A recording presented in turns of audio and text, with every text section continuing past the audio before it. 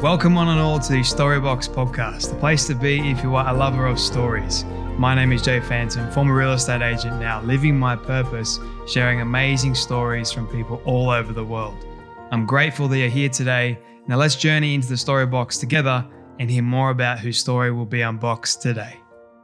Well, everyone, it's my absolute pleasure to welcome the wonderful Sarah Wilson to the Storybox podcast today. Sarah is a former journalist and TV presenter, author, and activist. She wrote the New York Times bestsellers I Quit Sugar and First We Make the Beast Beautiful, which Mark Manson described as the best book on living with anxiety that he's ever read, which is quite an achievement to say the least.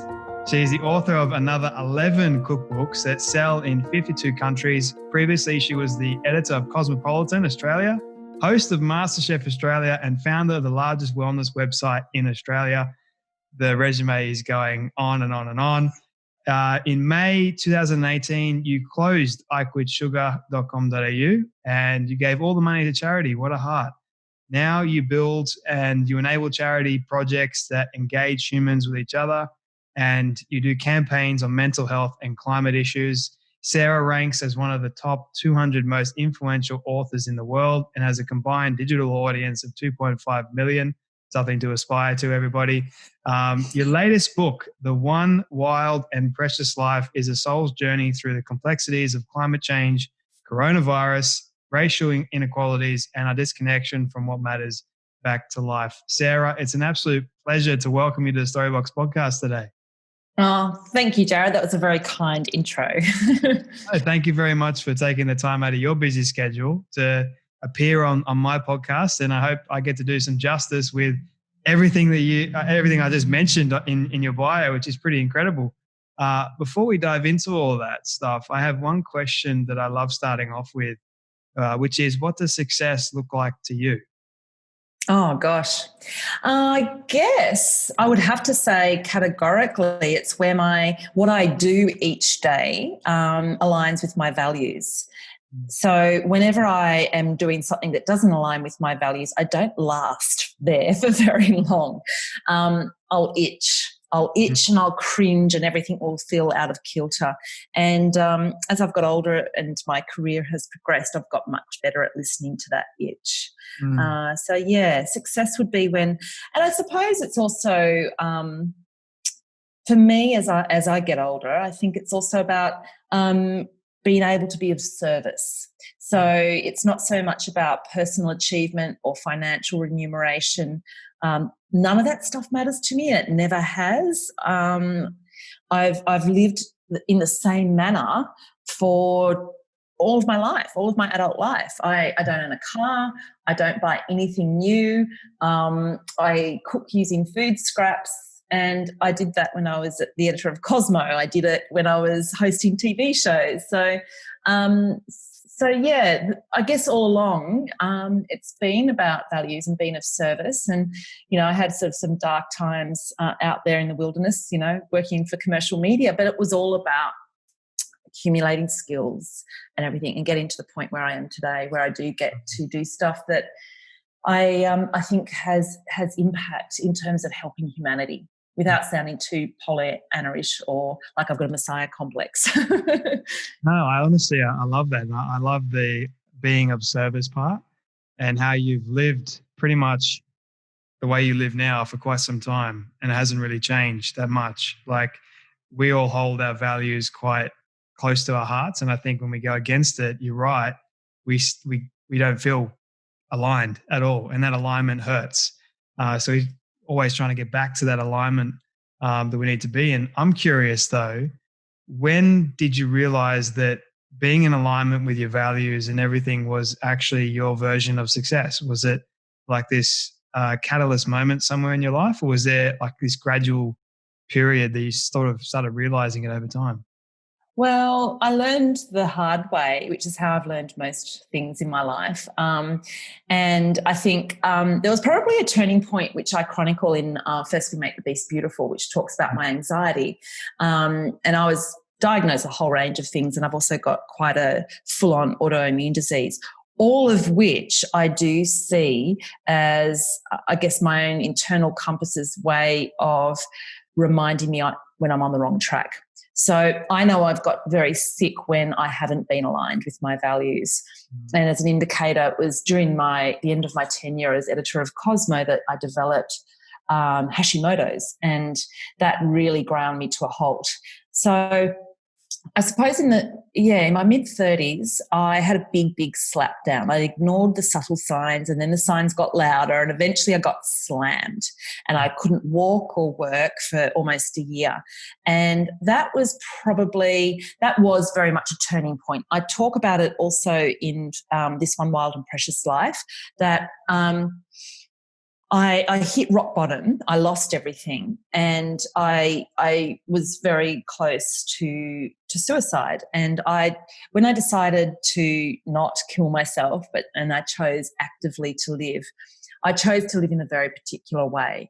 And the words in my head at the time were, "I will never get caught up again." And what I mean by that is I'll never get caught up in a system of values that's all about more. And being on a conveyor belt or, that runs according to other people's ideas of value. So, I suppose that was when I made a real commitment to myself. Previously, I'd gravitated to good stuff, but then also got lured by, sort of fame, fortune, glamour, lots of pink sequins and things like that along the way. I got distracted, and eventually my system told me it wasn't right. And then I suppose since my mid-30s, I'm now in my late 40s, I've had to refine it, and it's still an act of refinement because I still live in the world with the same value systems that have always existed.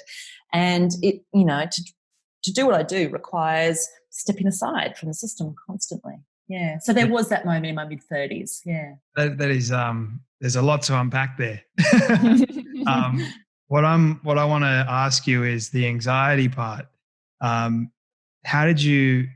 What caused the anxiety, and what are some strategies that you implement day to day to sort of help cope with your anxiety, or do you still struggle with it today?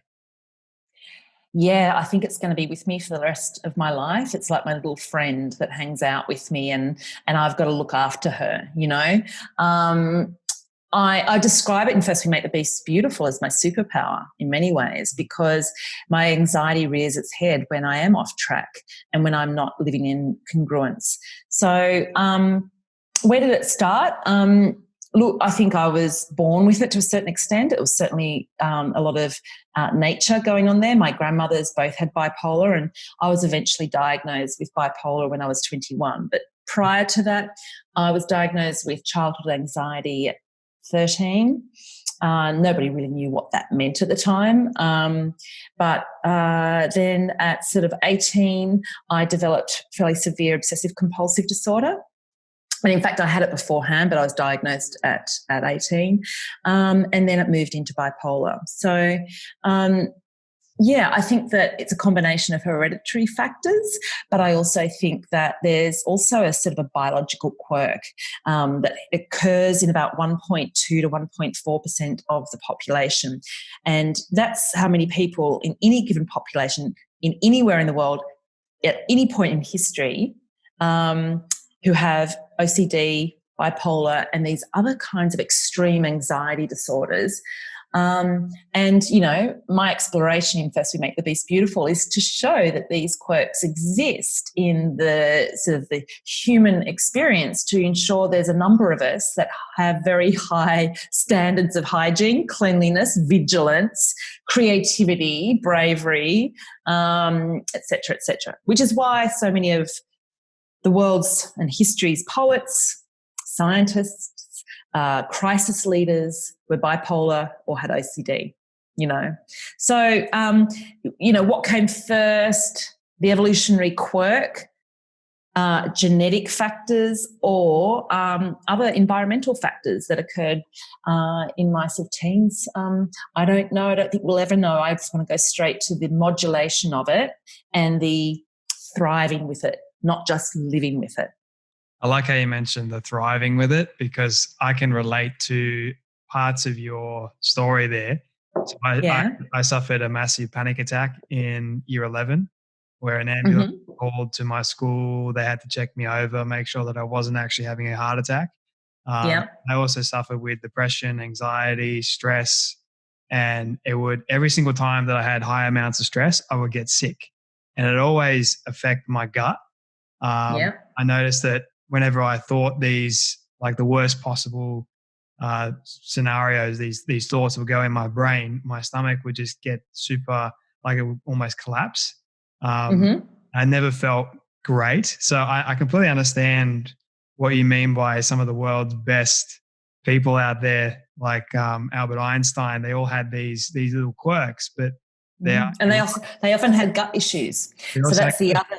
Yeah, Nietzsche, Van Gogh, Einstein, Virginia Woolf, they all had gut issues, as well as bipolar, as well as an ability to create great stuff, yes. as well as a lot of pain.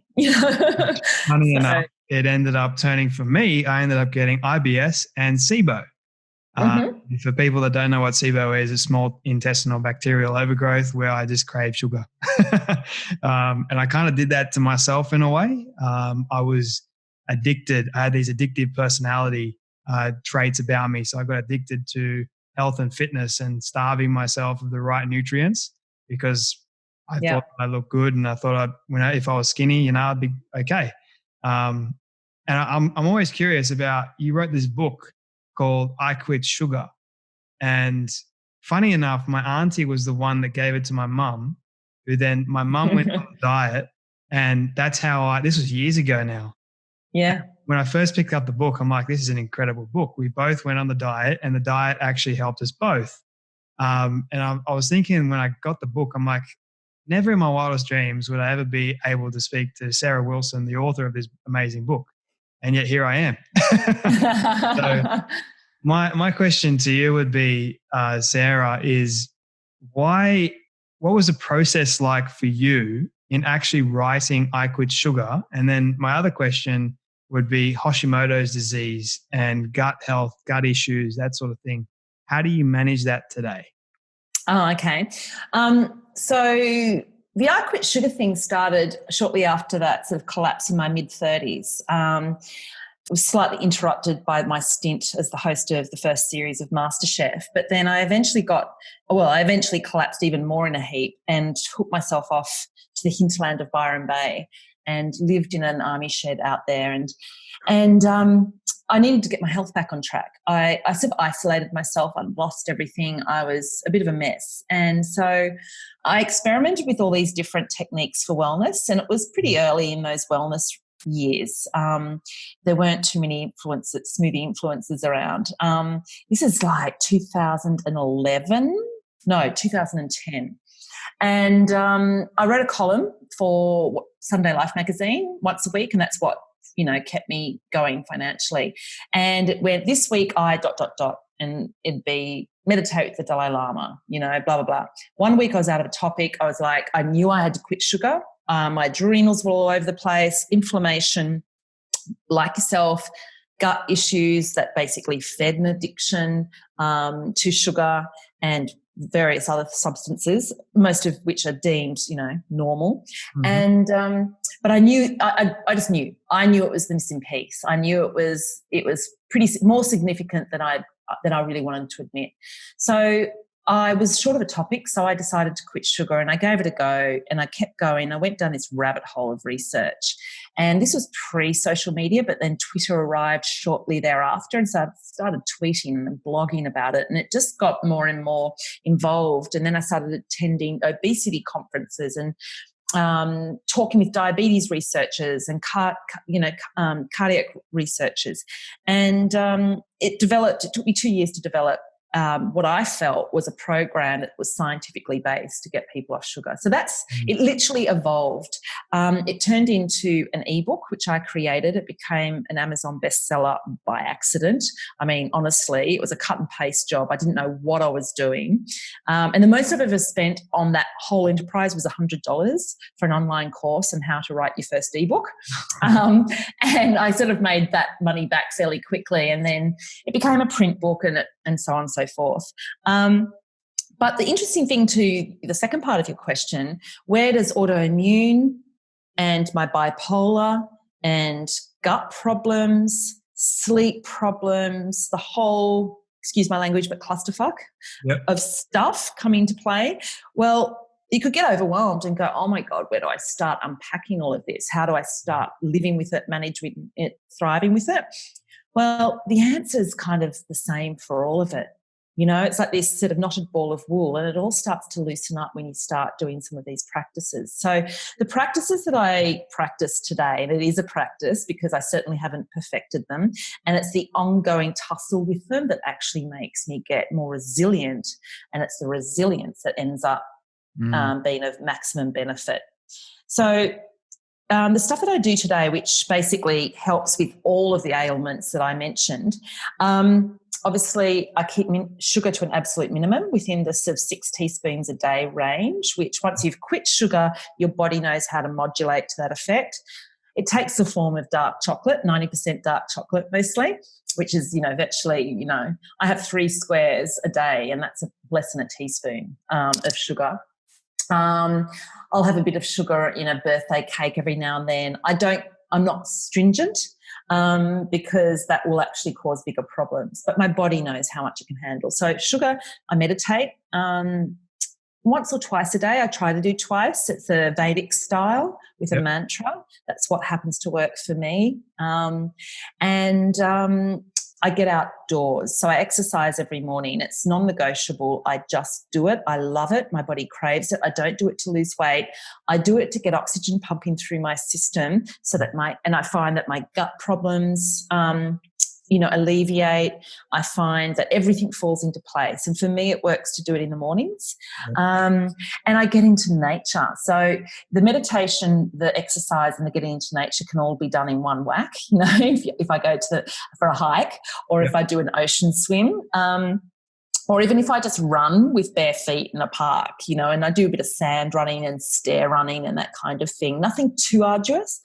But being in nature, and that's what I explore in this One Wild and Precious Life. I explore the various studies that show how not only exercising, but exercising in nature has this incredible effect on all kinds of things. And the studies have been done into bipolar, into gut health, into anxiety, and so on. So they all have a part to play, and they all sort of domino backwards and forwards from each other. Now, the gut stuff is a lot to do with the mental health stuff because so most of the serotonin, 80 to 90% of the serotonin that we always talk about in terms of mental health is produced in the gut. Yeah. And as you start to soften one aspect of this knotted ball of wool, everything else starts to soften.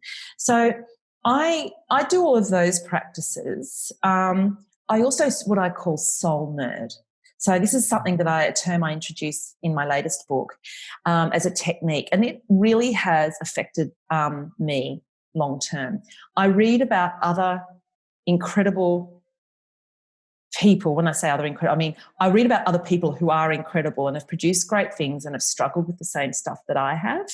And I read about how they sort of, modulated, thrived with it. So whether it's Nietzsche or, Winston Churchill or whoever it might be. And the practice of reading some of these deep reads, and often they write poetry and they write beautiful prose that I've got to be very present with. That in itself is a practice, and I sort of do it a couple of times a week. I'll set aside time to read some of this deep reading stuff. It's made a big difference. So I don't read self-help stuff with hacks and, didactic fixes and stuff like that written by dudes from Silicon Valley, right? I don't do that stuff because I don't believe it. I feel it's way too didactic. It's not gentle. It's not inspiring to me. What's inspiring to me is these people who have been able to then apply. I can feel their engagement with this better way of living in their writing. There's a beauty to it, and it's in the pauses, it's in the imaginative spaces between their words that I'm able to access incredible spaciousness within myself, if that makes sense. Oh, no, you're completely right. I mean, everyone is unique in their own way. Everyone has what works for them. And I can't believe that I relate to so much of all the things that you do on a daily basis that helps you, because it helps me too, especially the exercise. I mean, Mm. I used to exercise to lose weight because I thought I was fat. Now I exercise for the sheer benefit of going out in nature, being present and getting my mind, and it also helps my gut get moving. Feeling alive, feeling like you're in congruence with life. 100%. And if you Mm. don't do it, you notice that you're out of whack, like there's something missing in your day.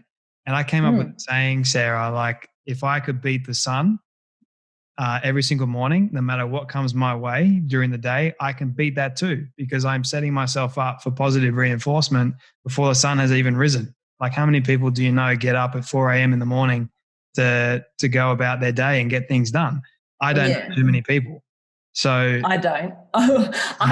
However, I do like being up relatively early. 4 does push some boundaries there. Bravo. I know people say that I'm wild and I'm weird in that respect, but they do say they always ask me, why do I do it? And I say, because number one, I feel more alive, and if I Hmm. get up later, I feel like I'm missing out on something. Like I want to use my time wisely, and Yeah. like, I like how you mentioned the meditation thing, because like when you go outside and exercise in nature, you almost like feel one with nature. I kind of feel like it's a bit woo woo, but even still, it's so true. Oh, it's not well, it's perceived as woo woo, but in fact there's science now rolling in to back what we've intuitively known to be true, and Mm. what the spiritualists have sort of said, in their scriptures and I don't know, their prayer cards and angel cards or whatever.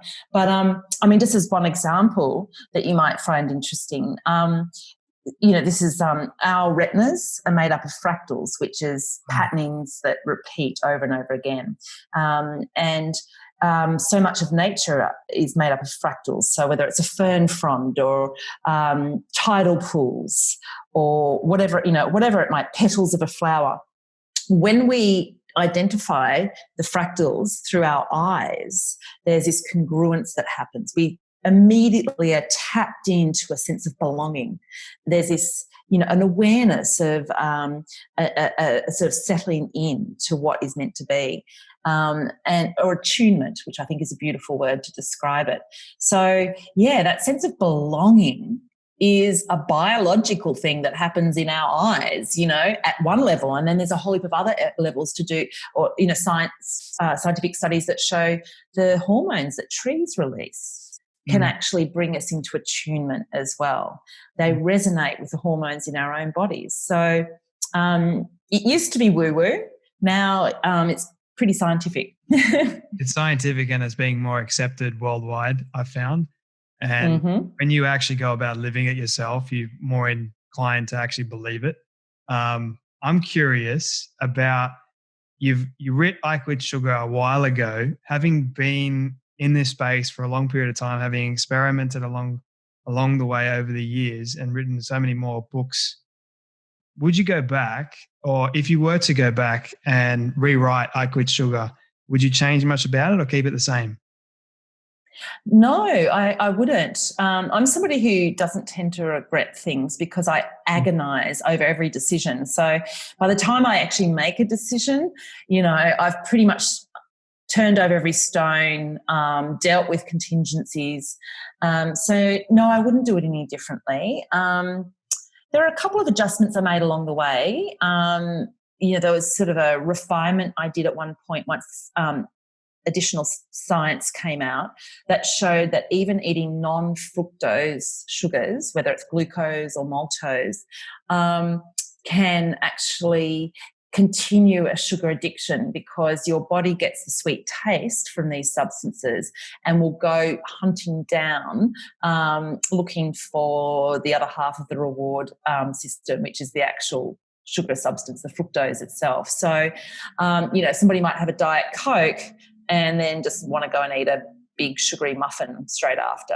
So there was a little bit of refinement I did around that, in terms of recommendations and in terms of using alternative sweeteners, and actually committing to only allowing a certain amount per serve in any recipe. So all recipes were adjusted to allow for that. And it wasn't much of an adjustment because I'd already operated that way. And the thing is when you quit sugar, your taste buds shift. And so you don't need as much sweetness fructose or otherwise, to feel that satisfaction. So, but otherwise, no. I think the aspects of it that I think, the gentleness of it, the fact that you don't need to do a 21-day quit program. If it's done more languidly over 8 weeks with some ups and downs and some, bad days, then that is the better way to do it. The book was called I Quit Sugar, not You Must Quit Sugar. I always issue all of my books as gentle invitations, and all I do is I go first, I investigate the science, I pose some different kinds of questions, I come out the other side, and I try to be as honest as possible with what happened and who it might benefit, and basically just provide all of my information so that people can do it themselves if they want to. No. So to answer, the short answer is no. I wouldn't change anything. I like that answer. It's cool. I feel like I could talk to you for ages, but I know our time is very limited. So a couple more questions for you. This one I like asking people just to see their response. What has been the worst piece of advice you've ever received from someone? Oh, gosh. It's a hard one. Let me see. I think there's been advice that's been appropriate for me at every juncture of my life. I think the worst advice is one that basically gives you the feeling that is the right answer. The best advice you can be given is to work out your own path at some point. And you've got to get sheer years on the planet to be able to do that. Steve Jobs did a commencement address to Stanford some time back, and he had all these mistakes that he made, and it looks ridiculous. He looked back at all the dots of his life and they didn't seem to join up. But he said he needed actual sheer years on the planet to see, no, actually there's a pattern. And all the supposed failures and stuff-ups and bits of bad advice he followed linked to the right things. So I don't think there's any such thing as bad advice. There's only a strict adherence to any kind of advice that will become bad advice, if that makes sense. Yeah, we can choose to take the advice or not. Yeah. And look, I was lucky enough, even messages like go low, eat low fat, that whole thing. I mean, I grew up in an era well before you were born, Jared, but where low fat was, was the way to go. But I was very fortunate to grow up with a mother who didn't diet and who knew that, full fat milk and butter and things like that were the way to go. And so I was never affected by those messages, thankfully. Yeah. Good. But that is some bad advice, is to eat low fat. That is very, very bad advice. I love fatty food. My peanut butter, I can eat a whole jar in a day. It's my weak point too. It's an absolute, I'm not allowed to have it in the house. I only eat it when I'm out, and in equal measure with butter. And with salt. It is my weakness, but I don't apologise for it. I think it does good things for me. 100%. I have to agree with you on that one. Sarah, you are an activist that is very outspoken about a lot of issues in society, which I think is very admirable and admirable for you. And people need to sort of look at that and appreciate what you're doing. I'm curious about one of these things about, climate change and the state of the world currently. What do you believe we need to do as human beings in order to better our world? Is that even possible with the state that it's in? Oh, it's absolutely possible. However, it's going to require radical and almost magical collective will. So all the answers exist from a technological point of view in terms of climate solutions. And I think governments and industry are willing to shift. They're willing to do it, albeit leaving aside President Trump. But most governments are willing to do it because it does make sense. What's required is radical collective will. Now, the great thing about human nature, firstly, action begets action. So you only have to do a small thing and then it just has a trickle on and ripple on and domino effect, right? So a lot of people get overwhelmed and think there's no point starting. There's no point, taking my keep cup when nobody else does. But you'd be so surprised about how your one action will have a ripple-on effect. And also often we don't have any idea of how being engaged and doing even a small thing can dial down the overwhelm and despair and anxiety that we're all feeling at the moment. So there's that. But also, if you think about any sporting game throughout history that we know about and goes down in history, they more often than not entail, like, the last 30 seconds, the losing team is down however many points and it looks hopeless, right? And somehow something magical and kamikaze-like happens. The losing team goes rogue. The fans are leaving the stadiums. Everyone's kind of given up. This is not going to go anywhere. And out of nowhere, this kind of wild energy comes about, and the rules go out the window, or at least the usual tactics, and the team throws themselves at the goal, the whatever it is, the home run, and will win. And it happens more often than it should, right? Yeah. That it's down to the razor wire, and then all of a sudden this losing team just comes through. We also see it in the mobilisation in wars. So America mobilised from a consumer economy into a wartime economy in 3 weeks. It took on rationed eating. The highest tax rate was 94%. Factories shut down and became factories for guns and tanks and that kind of thing, and for making food parcels. And that happened in 3 weeks. Nobody could have predicted it. Same with mothers. You'll have a 50-kilo mum who can lift a car off her toddler if it's been run over. Those kinds of things happen when we love something enough, when we feel the solidarity, when we feel the cause. So my salvation, my path for hope that I prescribe in this one wild and precious life is to, rather than worry about what you should be doing and is it going to be doing enough and are we going to make it in time and will we save this one wild and precious life in time, I say focus instead on what we love.